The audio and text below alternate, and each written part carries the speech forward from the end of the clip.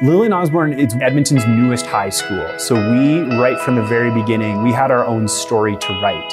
When you have that ability to do that, it lets you imagine a perfect school and you strive for that. To me, being legendary is leaving a legacy piece in that you come to a place and whether it's good, it's bad, it's great, you leave it better than you found it. I would so much rather spend hours on a lesson making it engaging and fun and taking a new way of approaching it than to just do the bare minimum and present information as it's been. I would love to make concrete connections with my students and what I'm teaching them, and whether that's in the French classroom or in social studies or in our cheer mats. It's just making sure that they know that there's so much more that goes into learning than just coming in, sitting down, taking your notes and leaving. The biggest lesson I've learned at Osborne is I need to trust in others, that you can't do everything yourself. You need others to help you push through, and when you're down, they're gonna help you up. You don't have to do everything yourself. I feel like I've become more aware of what I need to do, what I need to accomplish. I don't just go through life just walking through it now. I just think about my actions. I remember when I first came to Lillian and they were talking about, oh, the Lillian Osborne legends and how cool we are. They didn't fully explain what it meant to be legendary. And I think they did that on purpose so that you chose what it meant. The further you went through the grades, whether you were just getting really amazing marks or on something, or even if you just discovered your passion in biology and you're like, wow, this rat, I love dissecting it. You discovered yourself in it. And I think that's what they meant by being legendary, is you figure out who you are and then how you can use yourself to contribute to the overall community that we're building.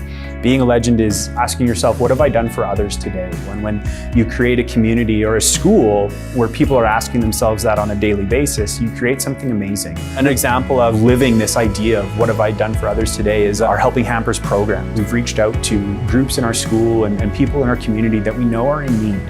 And we identify their specific needs, and as a whole school community, we fundraise and we bring in donation items for these families, and we directly help people in our community that desperately need that help. Being in the senior football team in grade 10 was a little nerve-wracking at first, but with the help of my coaches and my teammates pushing me back up each time I got hit, and I got hit a lot, but eventually when you hear the cheers and the crowd and the fans, it just motivates you to keep going and just win the game. The thing I love about basketball is when I'm out on the court, it's just nothing ever matters. You know how there's that thing in the zone. It just when I get in the court, maybe it's a little nerve-wracking at first.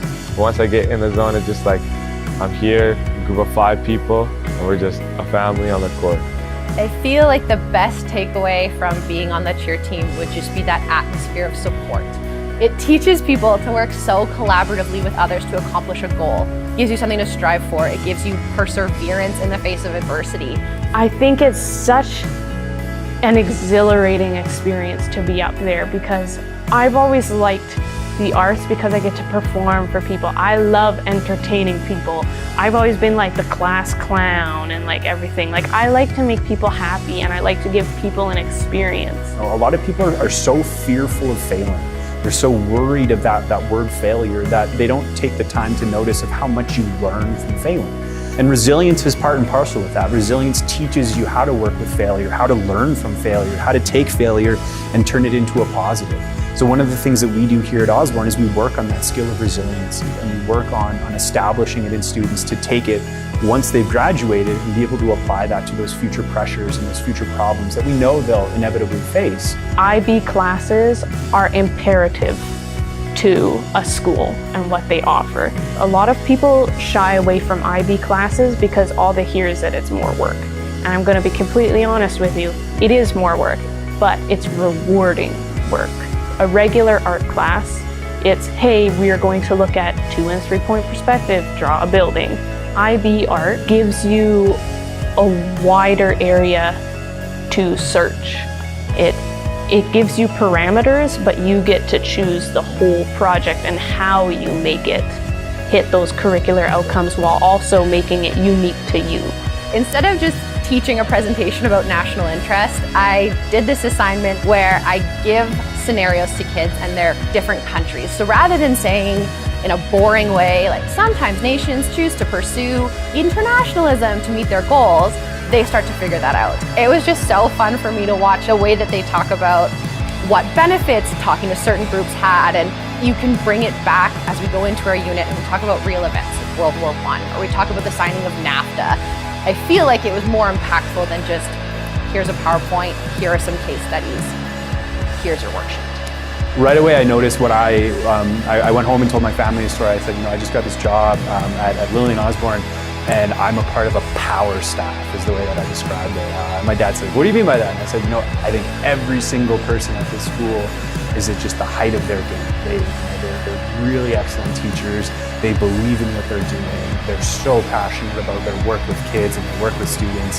One of my teachers, for our review guide of the entire social curriculum, she wrote us a book from scratch in Dr. Seuss rhymes, the entire thing for all of Social 10, and I was like, wow, this teacher is amazing.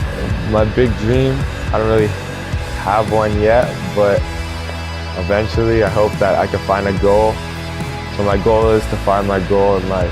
One thing that resonates with students is I think that they really feel welcome to find themselves. You're a blank slate when you come to us, and you can be whatever you want to be. And not to be hokey pokey about it, I don't mean it to sound like, like you be an astronaut in 2 days kind of thing, but there's no prior judgment, and the doors are all open. Whether or not you're a huge Dungeons and Dragons nerd to, you can jump 6 feet in the air and slam a volleyball, there's a place for you here.